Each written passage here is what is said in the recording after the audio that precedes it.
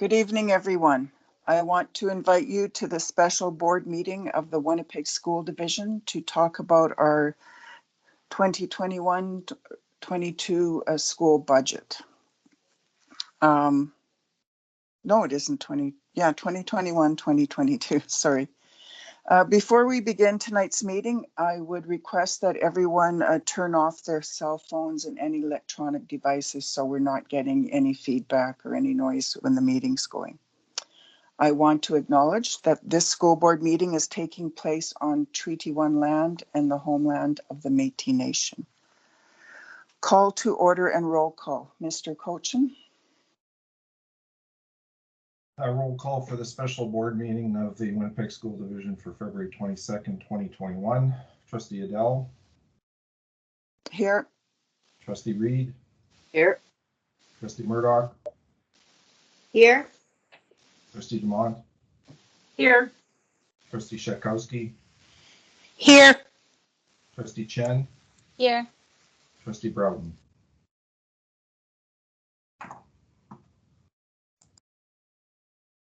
Thank you. It has been moved by Trustee Chen and seconded by Trustee Reed that the agenda be approved. All those in favor? Any opposed? Carried. The 2021-2022 budget. Mr. Kochan, can you please give us the budget highlights? Thank you, Madam Chair. So I've been asked to do a very brief recap of the budget deliberations of the board to this point. Many of you have seen some of these slides before, so I'm going to really summarize them.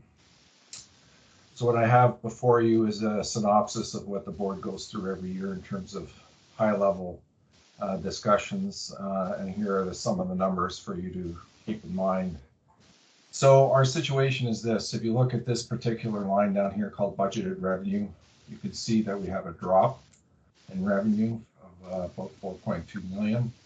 That's mostly because the provincial government has decreased its formulas for us, and we've got a $2.9 million decrease in provincial revenue, and some of our other federal revenues decreased as well. So you add that together with some of our regular expenditures that we have to spend every year, and it's described at the bottom of this slide. So CPP goes up every year. EI tends to go down, but it's still in the mix here. Payroll tax is a factor. Increments just means steps on scale. For those of you who understand the way public sector salaries work, there's several steps that employees go through until they max out. So there's always an element of increments every year. And then the last item is current collective agreements that impact the number. So right now, that's the additional expenditures, the 4.3 million up the top here. So you combine the revenue drop and the expenditure increase that we have to pay, and combine that with a cap on our special requirement down here of 2% that the provincial government has imposed, which means in most years we have only 2% that we can raise. This year, this 2% is offset by a provincial offset grant. So property taxes are in effect frozen. So what that leaves us with is what I've pointed to here in the arrow of a $4.5 million problem. And that's what the board has gone out to the public for consultation on. So that's a very high level synopsis of the problem that we face ourselves in. So the next slide is the reductions that we've proposed, and I think most of you are familiar with this list because you're here to talk about it. The one I do want to mention briefly is the OTPT, because many of you are here to talk about that. So just before we get into the delegations in full, just want to point out that none of these things, save some of the vacant positions and utilities, are items that the board really wants to do. We're just forced to do this. So if any of these items fall off the list, it just means something else has to take its place. So for OTPT particularly, this is a service that we do highly value.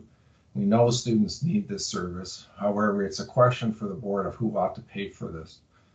So the position and administration and the board is taking is that we think we ought to be able to negotiate something with the healthcare folks to be able to fund it in a different sort of way rather than coming through education, because this is really not an education cost. So I just wanted to make sure you were aware of that as we head into the discussions of this evening. So with that, Madam Chair, I know it's a very brief discussion, but I wanted to point that out to people. I think many of you have seen some of the stuff before, so I'll stop there. Thank you, Mr. Kochan.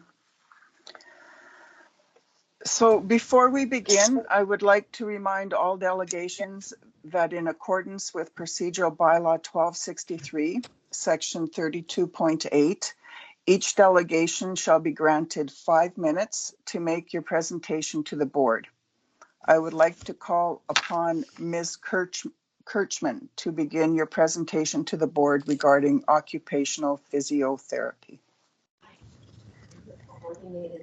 Hi, actually, I'm part of a delegation and I'm not presenting today. It'll be Pam Becker. Okay. The delegation from the Rehab Center for Children.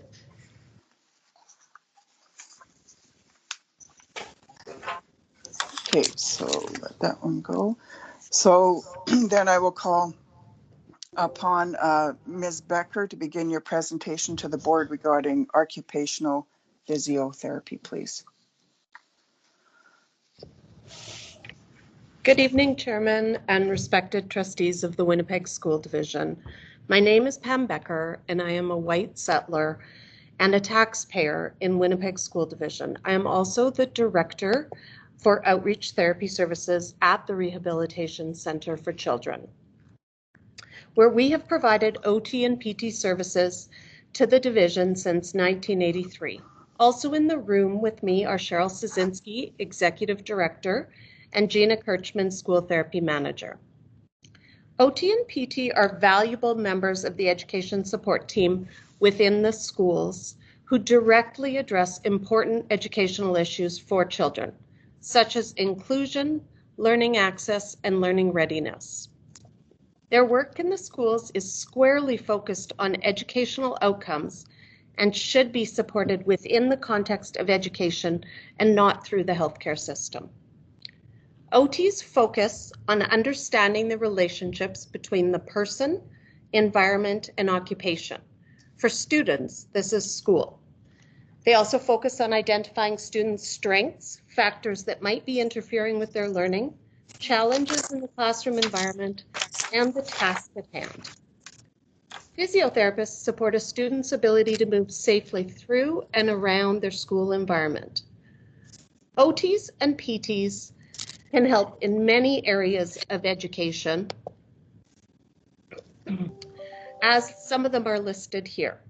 A resource teacher in Winnipeg 1 states, I feel there is a high value to the occupational therapist consultations and interventions at our schools. They work directly with students to assess their skills and recommend tailored adaptations, and they pass their knowledge to the teachers and the EAs, who can then direct their interventions efficiently and also prevent potential future struggles. Having therapists in the school are important tools for addressing social justice and equity issues. We know that inner city children can be disproportionately affected by issues such as FSD, attachment disorders, and limited early intervention experiences, any and all of which can severely impact learning and success at school. Working alongside teachers, therapists observe students participating in daily activities. They can help the teacher to identify what might be impacting learning or participation. For example, Johnny is struggling to pay attention during class and getting dressed to go outside for recess. A teacher might identify poor behavior, and the therapist may observe the reason behind the behavior is because he's overloaded by the noise and the chaos of dressing for recess. Therapist and teacher can then identify a solution that works for all, such as noise blocking headphones, quiet space, and starting dressing for recess early. The child who previously ended up in the principal's office because of behavior, can now successfully participate in learning and recess with classmates and develop connections with peers, building confidence for Johnny and success and impacting future experiences.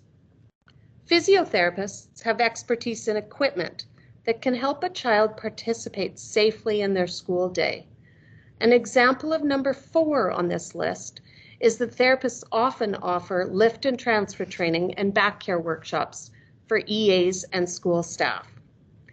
The smile that appears when a child in a wheelchair is provided an adapted toboggan for recess, which allows them to get outside and play with friends. Or this is Harley, who rides his bike at school. The physical well-being, emotional regulation, and self-esteem that comes when a child is set up to use an adapted bike in school. Children learn when they feel safe and regulated, and we help teachers with the tools to get the children's brains ready to learn. A professional collaborative team, including occupational therapy and physiotherapy, working to create an inclusive, strength-based school system means positive educational results for Manitoba students. School divisions across the province have realized the importance of these services to educational outcomes and therefore afford them with full support. Winnipeg's school division has always been a leader in this regard. We respectfully implore the Winnipeg School Division Board of Trustees to continue their support for these essential services, whether we are the provider of these services or not. Thank you. Thank you for your presentation. So a motion isn't required to receive presentations. Trustees, do you have any questions? Trustee Chen, I just want to remind everyone that you'll be given one question if we have time for more, but just ask one question now, please. Trustee Chen. Okay, thank you, Chair. I have a question. So based on your years of experience, would you like to see this service be maintained as a whole, or if maintain a portion of the service would be adequate, or I don't know if we can say increase, but like whether it's cut it all, or you would like to see it maintained as a whole. If we keep a portion, would that be okay? Thank you. Thank you for the question. We recognize many increased referrals, and the increase in services over the years have gone up significantly. I really believe that the opportunity that cutting services would impact service and support for the children in the schools significantly. I'm going to also, I think that if it's okay, can Cheryl Sosinski speak for a minute? Are we allowed? It's just to answer the questions you were asked. Okay. Yeah, I think the referrals have increased exponentially. The last time we revisited, there was maybe 500 children. Now there's over 1,000. So I think reducing the services would be out of the question. In fact, they should probably be increased. Thank you. Is there any other questions? Okay, seeing none, I would like to thank you for your presentation to us. Thank you for the opportunity. Now I'd like to call upon Mr. Felices-Costello to begin your presentation to the board regarding occupational physiotherapy. Thank you, and good evening. Good I'm evening. here to speak on behalf of my daughter Alejandra, on behalf of all the children who access physio and occupational therapy in schools, and as I hope you will see by the end of this presentation, of all the students who attend WSD1 schools. When my wife and I moved to Winnipeg 7 years ago, one of the major considerations in making our home here was to acknowledge that this is a family-oriented community that has made and continues to make the choice to uphold a way of living that we have seen eroded in other parts of the country. We are proud to bring up our 3 daughters in this community. So let me tell you about Ale. She's 9 years old, loves music, and her laughter truly brightens up a room. She also has a seizure disorder and a profound intellectual disability. We have seen firsthand the impact of her participation in the Adaptive Skills program at Wolseley School. She loves going to school, and her physical, emotional, and social development cannot be measured through standard metrics, but we can tell you that we see it. The program is working. Now, I tell stories for a living, so let me tell you 2 quick ones. Story number 1. We were struggling to get Ale in and out of the car. She had gotten big enough that we couldn't lift her, so we tried to get some help. We took her to an appointment with her pediatrician, who referred us to a physiotherapist. After much back and forth scheduling, we had a 15-minute phone consultation with a therapist who recommended that we use the stool. That was it. If we had any follow-up questions, say because it wasn't working or because we wanted to know more about the kind of stool we should be using, we would have had to go through the referral process again each and every time we needed to follow up. Story number 2. We are working on Alice's IEP with her teacher, educational assistant, resource teacher, speech, physio, and occupational therapist, and the school principal. The physiotherapist recommends that we set a new goal for her. She jumps up and down when she's excited, but we need to work on a forward jump. Her EA tells us that Ale has been watching some other girls skipping rope at recess. As a team, we decide to use her interest as a way in. And if I'm perfectly honest, I'm skeptical that she can even hold the rope as it turns, but we're going to try it. The next day, we get a video of Ale holding one end of the rope as her schoolmates turn it and skip. They are connecting with her, and she is laughing up a storm.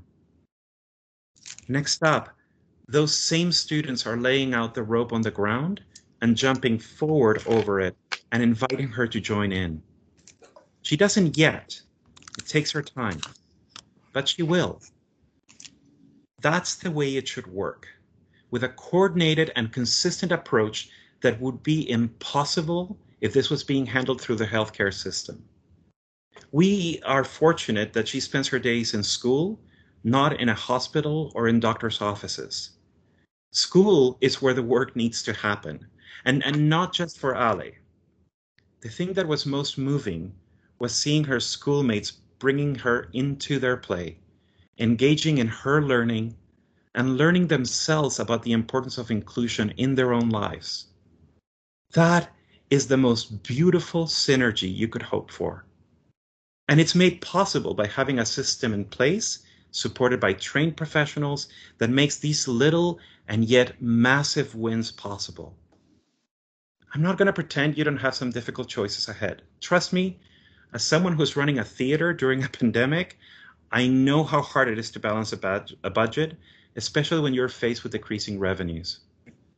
But I also know that budgets are reflective of priorities. Nobody is working with unlimited budgets, so decisions have to be made. I just want to challenge you to make this budget be reflective of the values that you declare in your own accessibility plan. You cannot reconcile these cuts to those values. And yes, you can say someone else ought to pay for it, but please, arm yourselves with the truth. This is an educational cost.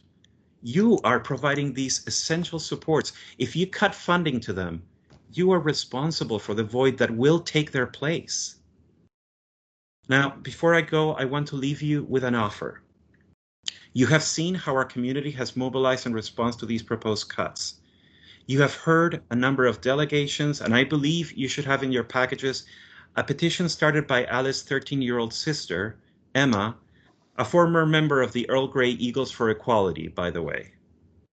At last count, there were over 2,000 people signed up in less than 4 days. All that advocacy can be turned to helping you advance the cause of inclusion in WSD1 schools if you will work with us. Thank you. Thank you for your presentation. So a motion is not required to receive presentations. Trustees, do you have any questions? Trustee Chen, I see you have a question. I just want to remind everyone that you'll get one question in case there's others. And there's 5 minutes for questions. Thank you. Go ahead, Trustee Chen. Okay, thank you for sharing your stories. I listened to your story with all my heart. I just have a couple of questions. As a parent, what alternatives would you go to if the WSD cut this service? And what would be the barriers? Thank you. Well, I can tell you the first barrier is that Ale will not be as keen to go to school as she is right now. So we are really talking about a question of access. If teachers don't have the supports to make the education meaningful, and I don't know how she fits in the system as it is built right now without those supports. And as I was trying to say earlier, I don't think this will just impact my daughter. I think this impacts the attitude of all the students in the schools.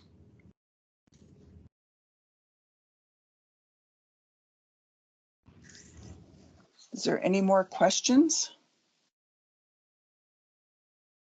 Okay, seeing none. I would like to thank you very much for coming and sharing how much it means to you having this program for your family and being included. Thank you. Next, I would like to call upon Ms. Kelso to begin your presentation on occupational physiotherapy, please. Thank you. Good evening. My name is Sarah Kelso. I'm a parent and resident in Ward 1. Thank you, trustees, for the opportunity to speak to you today. I'm here to voice my strong opposition to the proposed budget cut to eliminate occupational therapy and physiotherapy support in school. First, I want to offer some clarification in case you are all not familiar with what the role of occupational and physiotherapy is in school. What we're talking about here is not comparable to the few weeks of physiotherapy exercises that you might be prescribed following an accidental injury. The services we're talking about here are not even really healthcare per se, but rather an essential component of inclusive education. Occupational therapists and physiotherapists are the professionals who are qualified to assess a child's needs across many of the domains that must be addressed to ensure full access to education, including but not limited to gross and fine motor skills, classroom adaptations, assistive technologies, sensory issues, and physical safety. Inclusive education doesn't happen without an OT and PT as part of the school support team. Trustees, you all fundamentally know that all children have the right to an education as reaffirmed by legislation at all levels, and that it is the responsibility of the school division to accommodate the special needs of their students to ensure fair access to public education.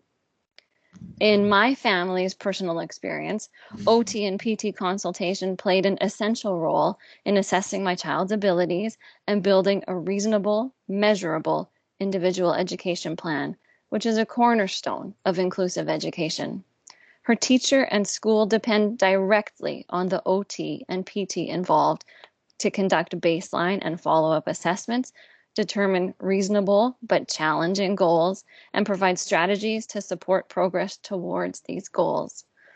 From a more tangible perspective, an OT and PT were also responsible for suggesting modifications to the bathroom so that my child could use it, assessing her safety in the different built and natural environments at school. For example, which surfaces could she safely walk on independently and where would she need help and how far could she safely walk independently.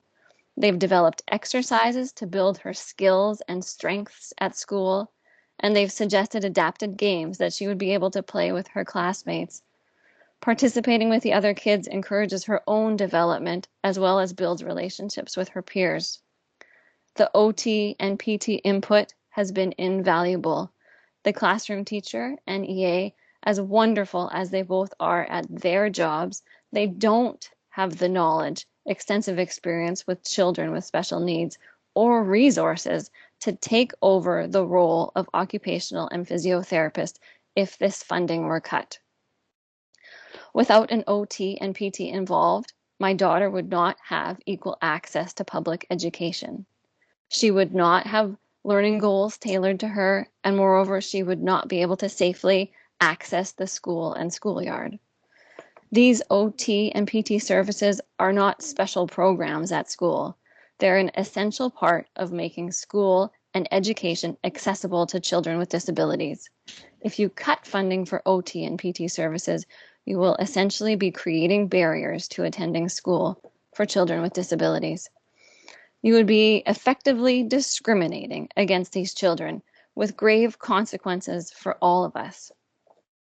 Moreover, regarding the reported suggestion that Manitoba Health should be funding these OT and PT services, I think it's a deeply flawed approach for the school board to think that you'll just provide the education piece and some other group will be responsible for making it inclusive and accessible. If the Winnipeg School Division wants to maintain that they are providing inclusive education that does not discriminate against children with disabilities, and I know that you want to and need to do this, then you cannot cut OT and PT services. Thank you, trustees, for listening to my feedback on this important topic today.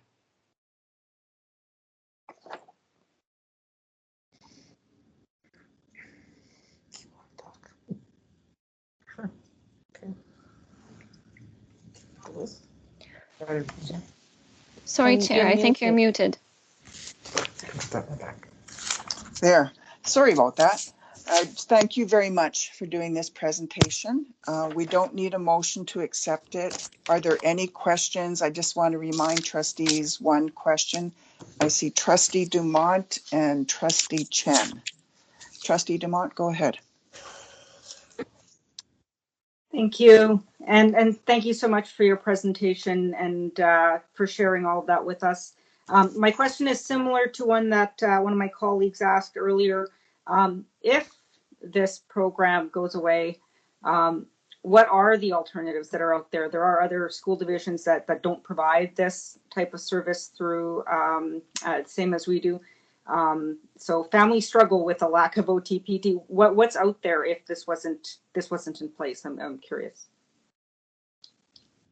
I haven't conducted any kind of environmental scan to see what the different options are, but what I do know with other healthcare type services that we've accessed, they're not flexible. Like I can't convince her chiropractor to come see her at school and work with the teacher and work with the EA and be part of that multidisciplinary team.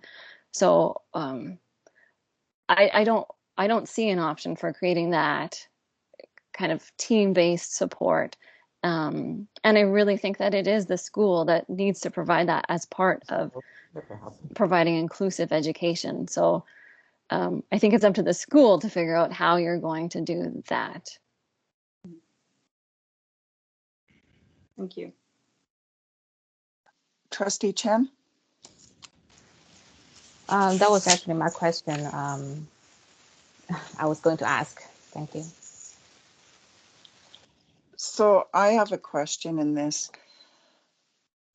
If you're saying that OT and PT are not a health issue, then I guess what I was thinking of is that it be funded by health, but not situated in health, that it be a partnership with health and the services still remain on site in the schools. Would you be open to that?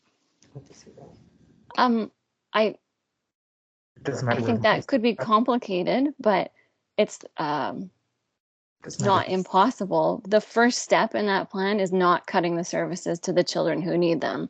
So if this budget cut goes through, then starting in the next fiscal year, there will be no OT and PT.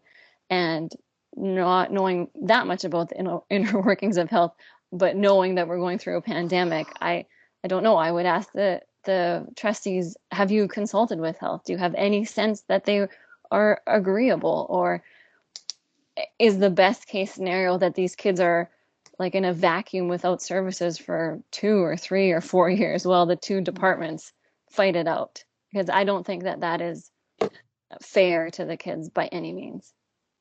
Okay, thank you. If there's no further questions by any trustees, okay, thank you very much for your presentation.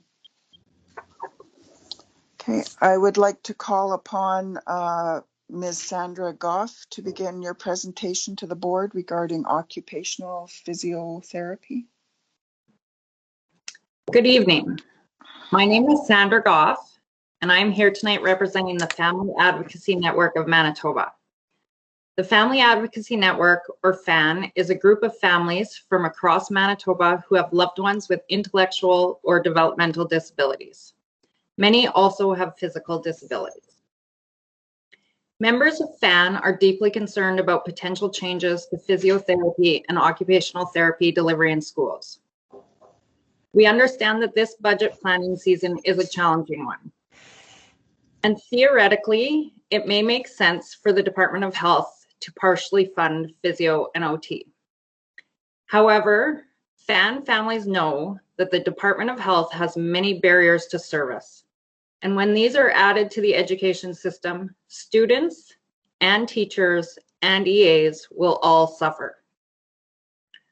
Within schools, physios and OTs provide the health services you may expect by their title, such as stretching, how to use modified equipment, and coaching on life skills basics, like how to hold a pencil. You may not be as aware that OTs and physios are often the clinicians consulted when children exhibit behavior issues, when a room needs to be modified to support a student with sensory issues, or when EAs need training. Physios and OTs are essential parts of the team when an individualized education plan is put in place for a student with developmental disabilities. They often have more training on different modes of education in this case, and help to develop a large part of the student's curriculum and provide training to the teacher and to the EA. The Manitoba Teacher Society's submission to the K-12 Education Review calls for access to clinicians that is timely, effective, and efficient. The Manitoba Inclusive Education Professors Roundtable also recommended expanding access to service integration in schools and reducing wait times for clinicians. In this school division's own submission executive summary, it says, support services are critical for the success of students. Winnipeg School Division is a leader in this area, from piloting large-scale clinical support programs to providing the extra support required for students with exceptional needs. Our families can share that having another department involved with providing these services through the schools will not improve or maintain access that is timely, effective, or efficient. Without the planning and training support provided by OTs and physios, teachers and EAs will have added burden, and your most vulnerable students will suffer. It will not provide the extra support required for students with exceptional needs. If the education system does not have access to clinical support to provide coaching on behavior management strategies or how to remove barriers to a student's inclusion, the net cost to the school division will increase directly and indirectly due to the stress and duress it will have on the school communities as a whole. Thank you for your attention and consideration. Please keep this minority in mind when planning for a truly inclusive school division. Thank you for coming to share about the physio and occupational therapy. There is not a motion required to receive presentations. Are there any questions by trustees? Trustee Chen, you have one question, please. Yes, I have one question. Thank you, Ms. Goff, for your presentation. My question is, right now, this service is contracted out by the WSD, and you don't recommend this service be provided by the health department. Do you have other options in order to maintain this service other than contract out provided by the health department, or any other way to save in order the WSD in order to maintain this service? Yeah, so I guess some of the families we've spoken to actually have school divisions that have hired OTs and physios directly and have that service in-house. Most we've talked to seemed contracted out. It is our family's experience that the Division of Health is harder to work with, and it is harder to get services, and it's harder to get that individualized attention that kids really need in the education system. And if we can't get that quick turnaround on barriers to education, that relationship, a student's experience at school can go downhill so fast if they can't access the playground their friends are on, or if their teachers don't understand their behaviors. They can't wait 3 months for someone from the health system to go through all the referral processes and come and do an assessment. Thank you. Thank you. Is there any further questions? If not, thank you very much for coming to present to us. Thank you. You're welcome. Thank you. I'd like to call upon Scott Smith to begin your presentation to the board regarding occupational physiotherapy, please. Thank you. Good evening. Are you able to hear me? Oh, yeah. Okay. Thank you. Perfect. I appreciate the time and the opportunity to speak to you all tonight. I'm coming to you as a parent, as a father of a child with a disability. I have 4 children. They all are in current school in the Winnipeg School Division. One of which, Ryder, requires extensive supports through occupational therapy and physical therapy. Ryder was born with cerebral palsy. He's 11 years old, and he's a wonderful child, has many friends, and is excelling in school. However, he does require a wheelchair full-time for mobility reasons. He has a number of other requires other supports to assist with daily life.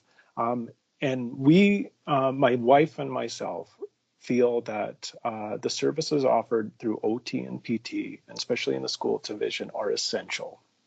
And we've seen him thrive because of the supports and aid that they do, the professional advice that they offer, not only to us as parents, but to that of the school itself, that he wouldn't have been able to thrive within the school without those services.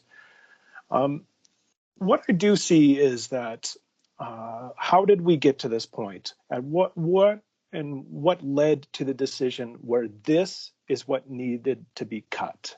And for me as a parent, I worry at that. If that is our mindset, if that is our values in which we're coming to, where when we're facing difficulty and we're in difficult times and budget restrictions are present and we need to make cuts, the first thing that is chosen to be cut are services, essential services for children with disabilities. And for me, that just breaks my heart. These are essential services. And when we're saying and thinking of this is our first option, this is where we're going to go, and I see these as cuts, and I'll explain why. But it really comes to a situation where it's about systemic discrimination. Systemic discrimination against those with disabilities. And it's coming from the basis that, are they the least valued? Are these services not seen as essential or critical to them? Are these children not of value and worth and can contribute equally to society as any other children?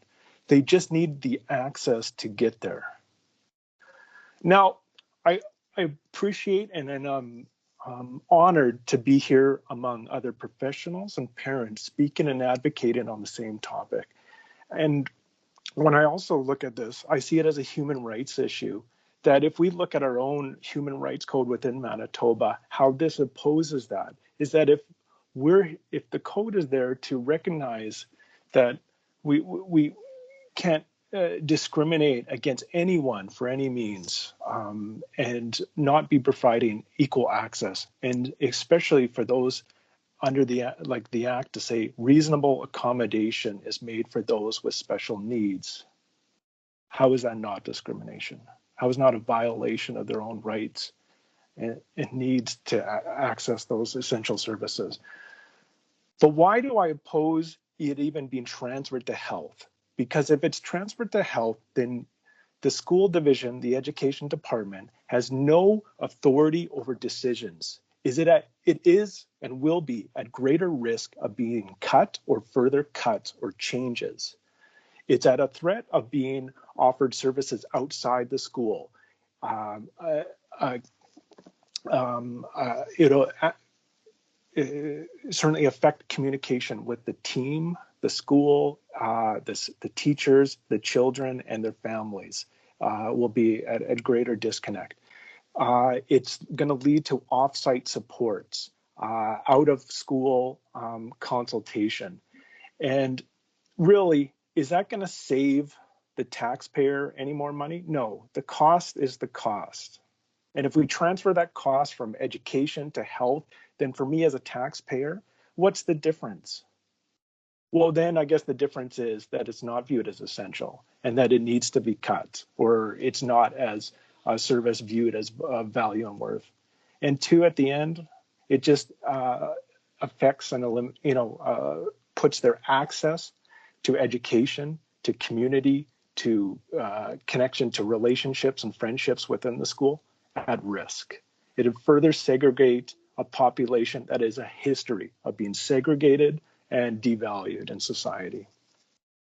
So what's the answer? Is that, well, this school division has the very top-heavy, highly funded administration, which has been, let's say, defended by the trustees to say that, well, according to their salaries versus their work, they are certainly earning their pay. But I'd also say then, so in closing, I really would like to also mention that the province introduced the Accessibility for Manitobans Act. It's a provincial legislation that was introduced to identify, remove, and prevent barriers to accessibility. This decision, this thought, and where this value set is coming from is completely against that. In the legislation, it says that attitudes can be the biggest barriers. What I really plead to you all tonight is to not have the attitude that disabilities don't matter, that these can be the first thing chosen to be cut. And I really understand the challenge you all face by making a balanced budget in a difficult provincial time, but I think there are other ways. And even by the question to say, well, what services, if they were offered by health, I think you all need to do the best to inform yourselves of what those options would be. If education is not going to offer those services, then please all be informed to say, what are the options to those children? Not leave that up to parents to figure that out. So in closing, I'd like to say thank you for the opportunity to speak tonight. And I hope you really reflect on all the wonderful stories and advice offered tonight to make your decision going forward. Thank you very much.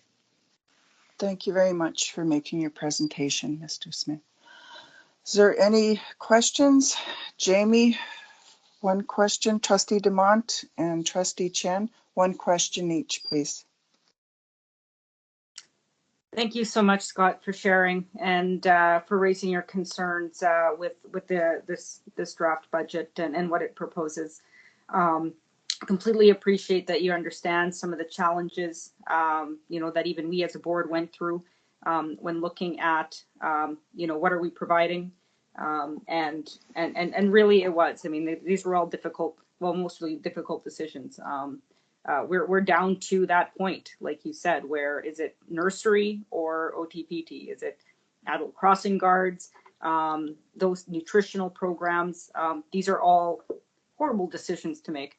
I guess my question is, because I'm hearing the value of having these services within the schools, would the opposition be the same if the funding came? And we're here because the province has cut funding and has been sort of eroding it over the years, which has put us in this spot.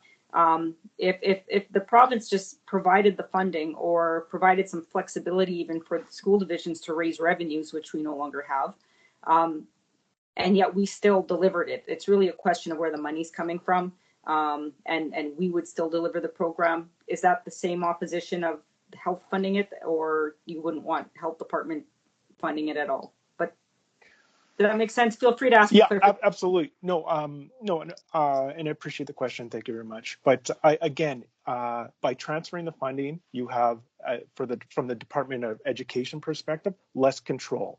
It's at greater risk for being cut. It'll affect communication within the team, and it really takes a team to educate a child, especially those with disabilities. It's not going to save the taxpayer any more money. So I get it. Cuts need to be made. So this is a service where the cost isn't going to change, whether it's be in the Department of Education or the Department of Health. So that we need to look elsewhere. And I'll just say, Trustee Chen? No, I don't have a question. It's the same question as Trustee Dumont. Thank you. Okay.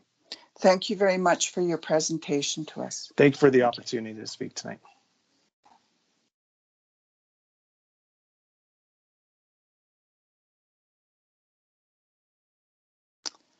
I would like to call upon Mr. Nazareth to begin his presentation to the board regarding safety in schools.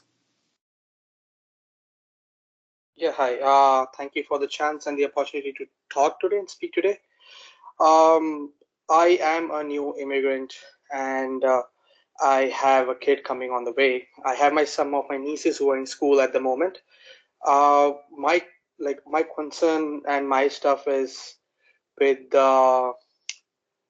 armed police officials in the school. Like, how necessary is it for having them in school and being there present? And because I have heard from my nieces and I've heard from other people, and we hear stories about discrimination against people of color, or we are seeing some instances where people are where kids are being forcefully or use force against. So how necessary is it for them to do such a thing, or for kids to go under such stress or traumatic experiences? And just because I'm a new immigrant and I come from some place where we did not have such a thing, or we did not have something called a resource officer in our schools at all, I do appreciate that kids or parents can go to some place that they can talk about what happened in school, or something that's wrong, or something that they don't understand. But in other case scenarios, it's also a point where is it truly necessary to have kind of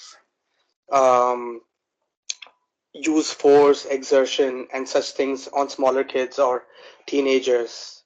So I would like to say that fund cuts at different places where you can use funding for, say, for example, an officer who understands mental perspectives, or who understands a student's mindset and how to handle those situations or de-escalate situations. Social assistant workers, or people who can handle those situations better without force or without exertion. Like funding going towards them, I would like to see more funding going towards them rather than having like police officials or forceful officials in the scenario, in the situations.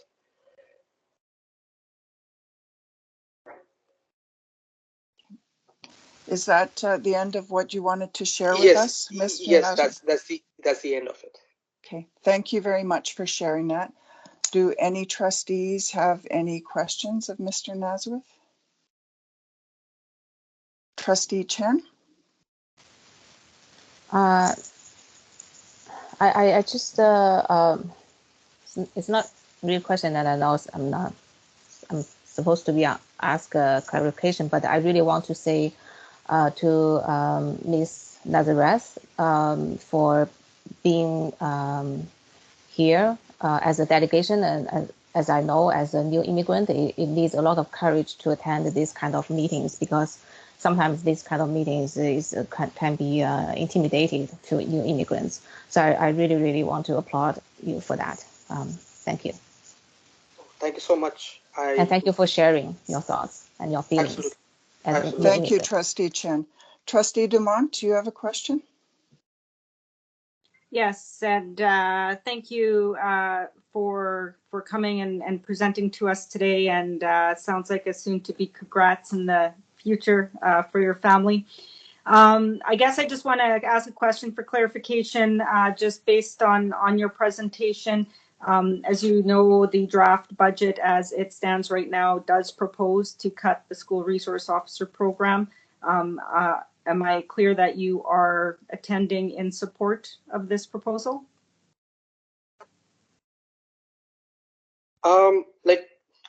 Yes, I am in support of not having armed officials in school, but like I would still like funding for mental resource officer maybe, or like a resource officer that helps kids go through things that help them be better, or understand situations and stuff. Thank you. Seeing no further questions, I'd like to thank you, Mr. Nazareth, for coming Thank you so much for doing that presentation. Thank you so much for having me. It's a pleasure. Thank you. I would like to call upon Mr. Ducharme to begin his presentation to the board regarding occupation physiotherapy, please.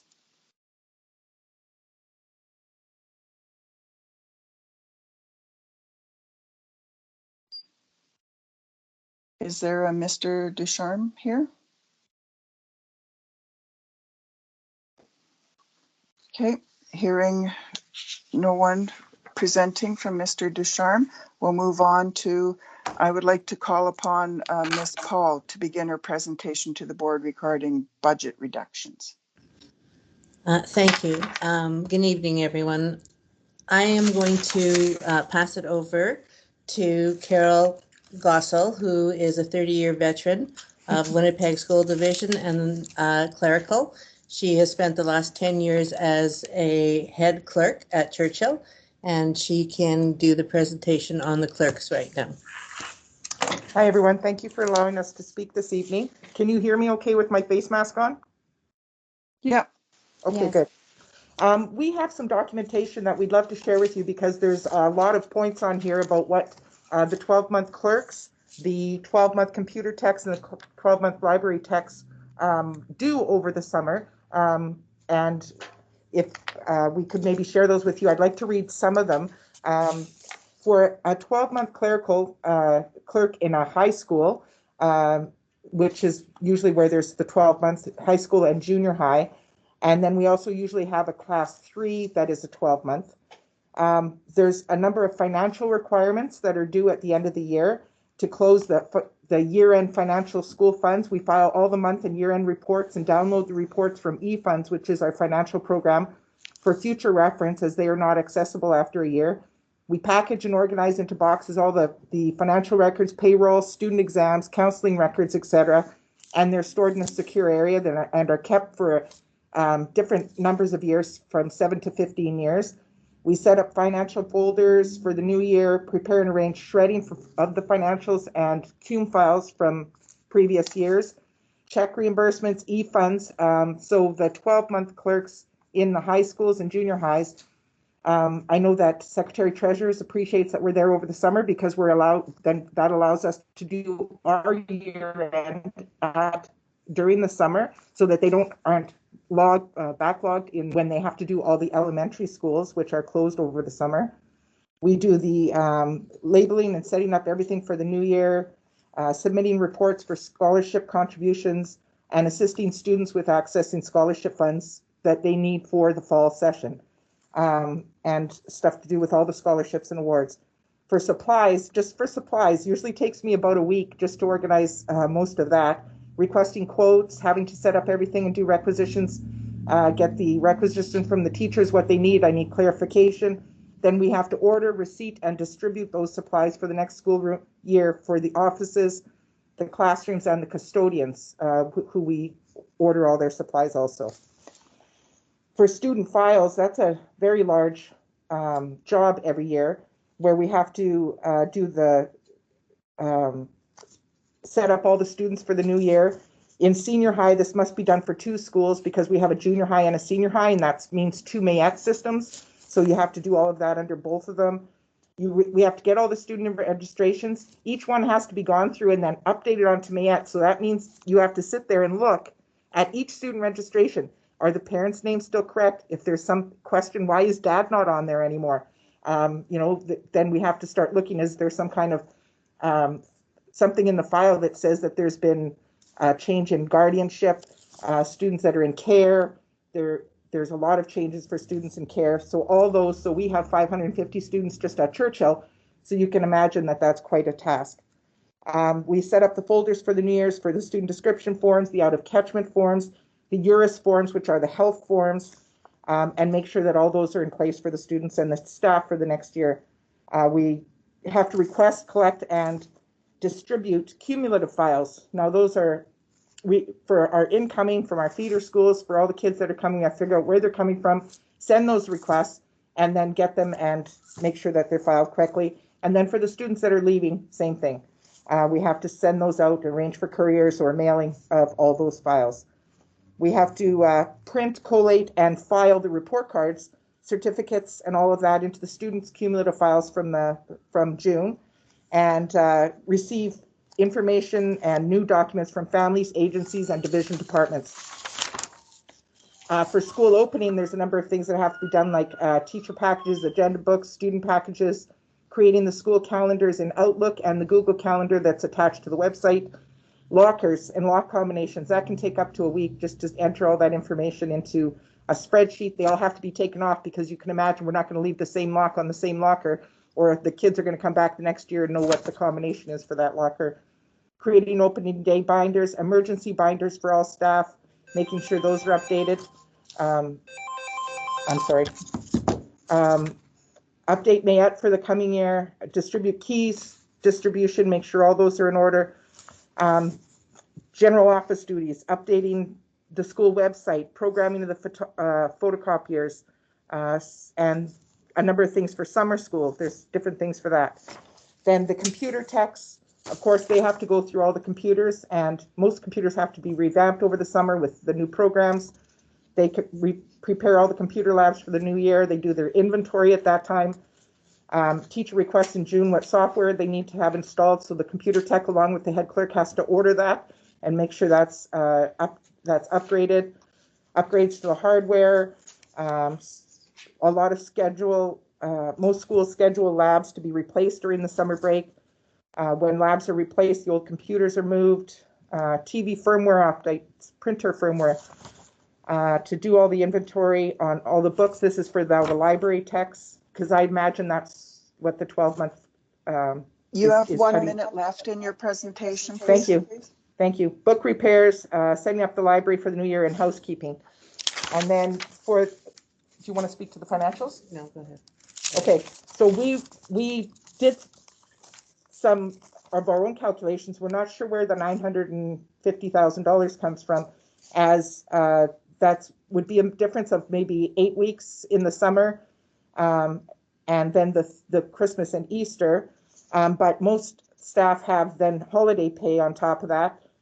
So we were figuring 56, there's only 56 clerical staff, 14 techs, and 9 library techs. So we're just wondering if we could get clarification on where the number of $950,000 in savings came up to, because that's not where our calculations are going to, but we may be unaware of some expenses.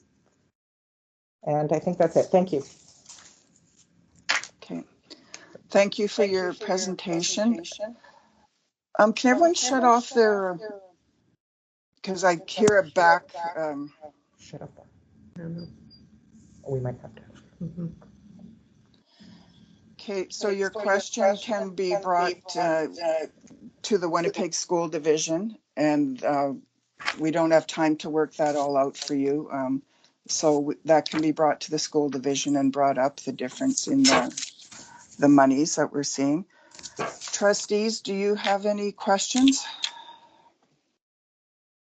Can I just make one other point, please? I'd like also clarification on the unfilled support position vacancies. What are those? Okay, so you can again email your request in for information and we will get that to you. Okay. I'm seeing no questions, so thank you very much for your presentation, Ms. Poe. Thank you. Okay. I'm going to call upon Ms. Anna Weier to her presentation to the board on the school resource officer. Thank you. I am a white settler and a resident of the Winnipeg School Division. I also have a child who will be starting school in the fall. I'm very happy to see that the School Resource Officer program is slated to be defunded in the current draft budget. Overall, however, I'm disappointed at the need for this austerity budget. I'm not supportive of the property tax freeze or the provincial government's requirement that $5 million be cut from the budget.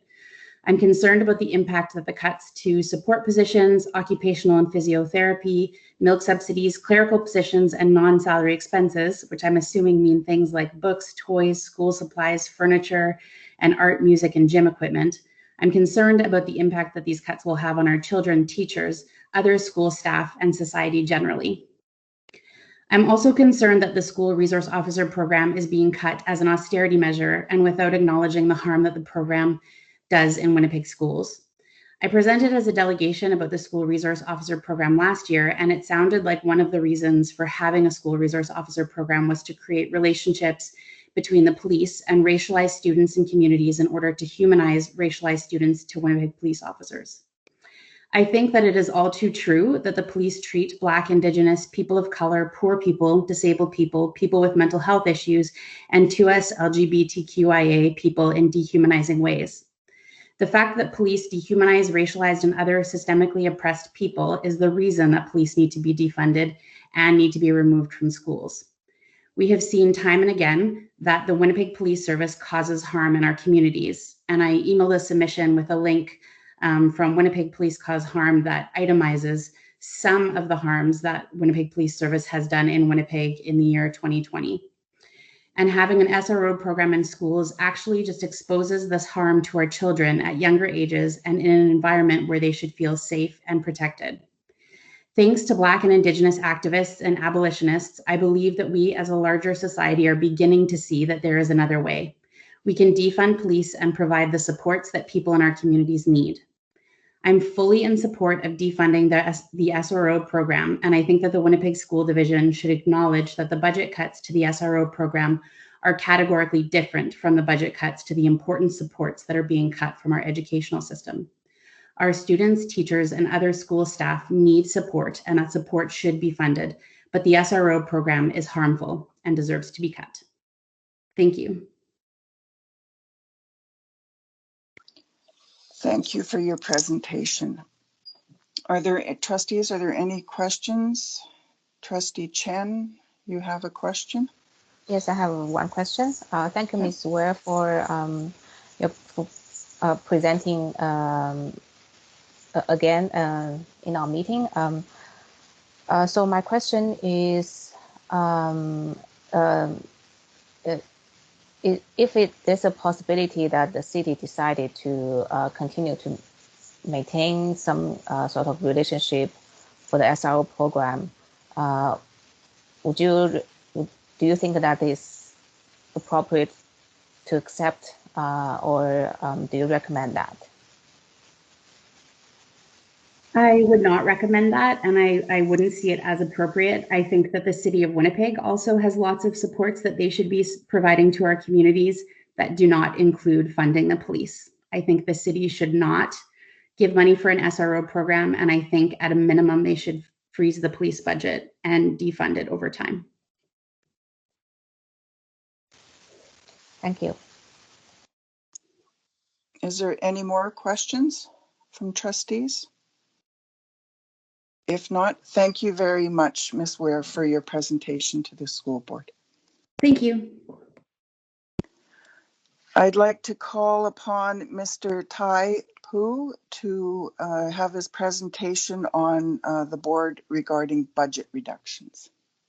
Greetings, y'all. Thank you for the invitation. It's nice to see all y'all here, and I'm so grateful for all y'all presenting and preparing as well as you have done. I am so impressed and moved, not just by the stories, but by the indication that I think that the trustees needed to have, that OTPT, essential. It's not something that we can cut. I did want to bring forward the message, though, from the folk that I get to deal with on my parent council and everything, that we appreciate how difficult it has been. And the fact that OTPT has actually even shown up as a possible cut is an indication of the challenges that the trustees are facing. It is ridiculous. What I've been hearing is that it's ridiculous that the government has even put you in this position. The fact that the schools are having to find and scramble for money, that the divisions are trying to scramble for money. Even the conversation of trying to drift OTPT into a healthcare thing. They're getting rid of nurses. They're shutting down hospitals. They got no money over in health. They're not going to be able to be the ones to pick this thing up. So the big thing that we wanted to kind of express is that austerity budget, proper wording, right? If the police can come up with the budget for the school resource officers, why don't we get them to take that budget and put it onto our OTPT? Let them be the sponsors of it. And we'll put a little poster up saying OTPT brought to you by Winnipeg Police Services. And with Pablo, when I was listening to your story and you were telling about the reach out you guys did in terms of advocacy and how many people got interested and involved, that's a lot of people. That's a lot of numbers, man. We get $10 out of each one of those people. We might be well on the way to funding it ourselves. And maybe those are the kind of solutions we need to be looking at. The government is cutting us, slicing us. They're getting rid of health. They're getting rid of arts. They're getting rid of education. They are putting us into this terrible, terrible position. They're destroying the fabric of our society, right? And when we look at something like accessibility, right? That's how OTPT is being termed now. It's an accessibility issue. We can go and get a grant to get an elevator and to get a ramp. There's money for building issues, like if we're talking about access in terms of buildings. So I think if our trusteeship can go ahead and present OTPT as being an accessibility issue, would that maybe open up access to a different kind of a grant? Can we circumvent the government on this? I mean, I don't know. I was looking through the numbers. I went through the budget thing, and I'm a layman. I'm not schooled in it. And trying to follow all that information and trying to crunch all that information. I don't know, Scott brought up the possibility maybe of some salary cuts, maybe some small salary cuts to show commitment from the trustees to what is valuable to the community. I think ultimately what it comes down to, though, is, and this is something this has kind of been what I've been heralding and shouting out at every meeting and every chance I get, is that we've got to get creative. When we were sitting down at the commission, the K-12 Education Commission, I think it became clear that this is not a priority, and it's not going to be a priority for upcoming governments. I mean, the way it's feeling is that education, again, health, arts, none of these things are priorities. And I think that we as a community, we're all here because we care. Our trustees are here, they care. We're here as parents. We're here as representatives of different groups. We all care and are very concerned about the way this is all going. And I think that what we need to understand is we're going to have to supplement, right? And it's maybe that means we have to expand our other revenue sources. If I'm looking at the infographic, right? We got provincial funding and revenue from property taxation. It's not going to cut it anymore. We're not going to get what we need. We're not going to have the tools that we require to provide what we all want, which is valuable and relevant education and support for our children. So I know there's not really a whole lot of facts in there. I know I haven't thrown a whole bunch of numbers at y'all, but all I can say is this, that if we really, really care about what is going to happen over the next 10 to 15 years, is it's going to fall on us. And well, I talked with my principal one time. I was like, dude, let's get some corporate sponsors and we can get them one of those F1 racer uniforms and we'll put little stickers and badges and lapels all over him for all the people that are sponsoring our school. And that's kind of an extreme, but it's starting to feel like that might be the reality, that if we're really going to provide the resources and the support systems that are required to maintain a healthy and functional society and community, that we're going to have to change how we do this, because begging on money from the government, it ain't working. Are you kidding me, man?